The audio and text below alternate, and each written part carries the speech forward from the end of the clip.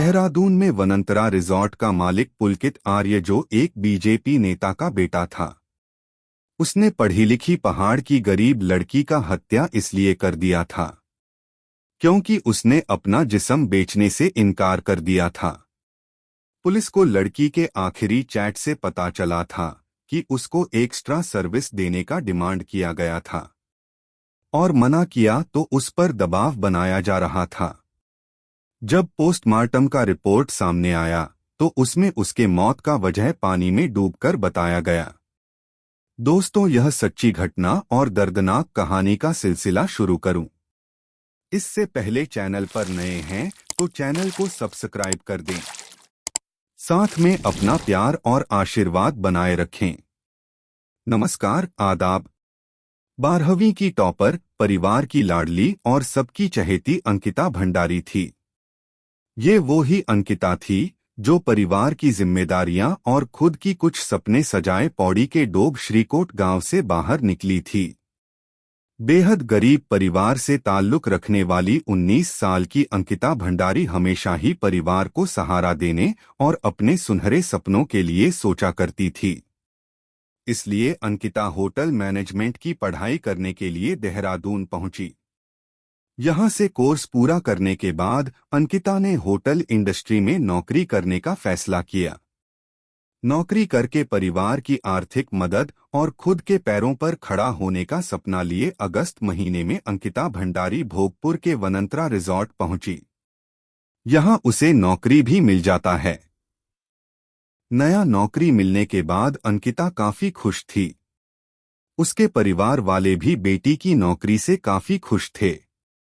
अंकिता गरीब परिवार से जरूर थी, लेकिन उसने गलत काम की जगह खुददारी चुनी और यही बात उसकी हत्या का कारण बनी। अंकिता ने 28 अगस्त को रिजॉर्ट में रिसेप्शनिस्ट के तौर पर नौकरी ज्वाइन किया था और 18 सितंबर को ही रिजॉर्ट के मालिकों की मनमानी से इनकार करने पर उसकी हत्या कर दिया गया। मुख्य आरोपी पुलकित आर्य भाजपा नेता और पूर्व दायित्वधारी विनोद आर्य का बेटा था। अपने दोस्त को अंकिता ने व्हाट्सएप चैट में बताया कि मैनेजर अंकित गुप्ता उसके पास आया था। उसने कहा कि रिजॉर्ट में वीआईपी गेस्ट आ रहे हैं, उन्हें स्पेशल सर्विस देनी है। जब उससे स्पेशल सर्विस के बारे में पूछा तो वो बोला स्पा वगैरह की बात कर रहा हूं। तब अंकिता ने साफ किया कि उसने स्पा सर्विस शुरू करने के लिए कहा था। इसका मतलब मैं खुद ऐसा करने की बात नहीं कही थी। जिस पर अंकित ने उसे गंवार और न जाने क्या क्या कहा। साथ में अंकित ने कहा कि वीआईपी गेस्ट इस काम के लिए 10,000 रुपए दे रहा है। अंकिता ने नाराजगी जताते हुए इस तरह का काम करने के लिए साफ तौर से मना कर दिया। चैट में अंकिता ने बताया कि अगर आगे से उसे ऐसा करने के लिए कहा गया तो वो नौकरी छोड़ देगी। इतना सब होने के बाद भी अंकिता अपना काम बखूबी कर रही थी, मगर पुलकित और अंकित लगातार अंकिता पर दबाव बना रहे थे, जिससे अंकिता फ्रस्ट्रेट हो गई। रिजॉर्ट छोड़ने से पहले अंकिता ने फोन पर रोते हुए रिजॉर्ट के ही एक कर्मचारी को अपना बैग ऊपर से लाने को कहा था। इसके साथ ही एक दोस्त को किए गए व्हाट्सएप मैसेज में भी अंकिता परेशान होने की बात कही थी। सामने आए व्हाट्सएप मैसेज में भी 18 सितंबर रात 7:57 पर अंकिता का लास्ट सीन दिखाई दे रहा था। ऋषिकेश से वापस लौटते हुए जब सभी बैराज चौकी से करीब 1.5 किलोमीटर आगे पहुंचे तो चीला नहर के पास सभी ने रुककर शराब पिया। इस दौरान सभी लोग चीला रोड पर नहर के किनारे बैठे हुए थे। तभी अंकिता और पुलकित के बीच किसी बात को लेकर झगड़ा हो गया। पुलकित अंकिता से उनकी बातों को अपने दोस्त से शेयर करने से नाराज था। इसी बात पर अंकिता की पुलकित और बाकियों से झड़प हुआ। अंकिता ने पुलकित को रिजॉर्ट में होने वाली सारी करतूतों का खुलासा कर देने का धमकी दी, जिससे पुलकित आर्य तिलमिला गया। नशे की हालत में पुलकित और उसके दोस्तों ने अंकिता से बहस की। इस दौरान सभी के बीच झड़प हुआ। कहासुनी में तीनों ने मिलकर अंकिता को नहर में फेंक दिया। अंकिता को नहर में फेंकने के बाद तीनों आरोपी घबरा गए। सभी ने मामले को निपटारे के लिए फिल्मी अंदाज में कहानी बनाई। उन्होंने घटना के बाद रिजॉर्ट के शेफ मनवीर को फोन किया, जिसमें 4 आदमियों का खाना बनाने की बात कहा। तब उन्होंने कहा अंकिता भंडारी भी उनके साथ ही है। इसके बाद देर रात तीनों आरोपी किनारे वाले रास्ते से रिजॉर्ट पहुंचे।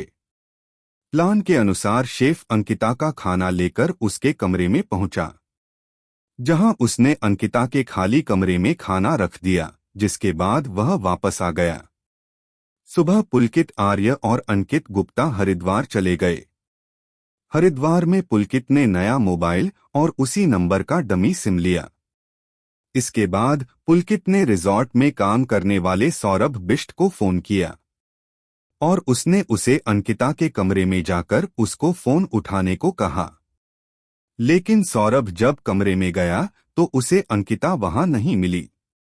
यही पुलकित का प्लान था कि सभी को लगे कि अंकिता कहीं बिना बताए गायब हो गई है। 19 सितंबर को अंकिता की गुमशुदगी दर्ज करवाई गई। मामले की जांच राजस्व पुलिस ने शुरू की। 4 दिन मामले की जांच करने के बाद भी राजस्व पुलिस के हाथ खाली रहे। इस बीच परिजन परेशान हो रहे थे। धीरे धीरे सोशल मीडिया पर भी अंकिता की गुमशुदगी का मामला उठने लगा। मामले में लोगों का आक्रोश बढ़ता गया। मामले को गंभीरता से लेते हुए पुलिस ने मामले की जांच शुरू की। गुमशुदगी के मामले में तेजी दिखाते हुए एक टीम का गठन किया गया, जिसके बाद पुलिस टीम ने रिजॉर्ट के मालिक पुलकित और उसके दोस्तों से पूछताछ की, जिसमें सभी ने पुलिस को गुमराह करने की कोशिश की।